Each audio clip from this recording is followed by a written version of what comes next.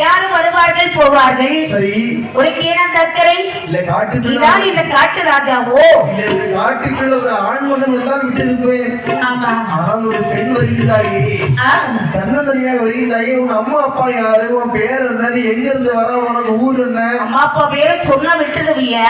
நட்சத்திரம் என்ன சொல்லு பாப்போம். அடே ராட்சதம், பாண்டு நாட்டு ஆயர் பாடி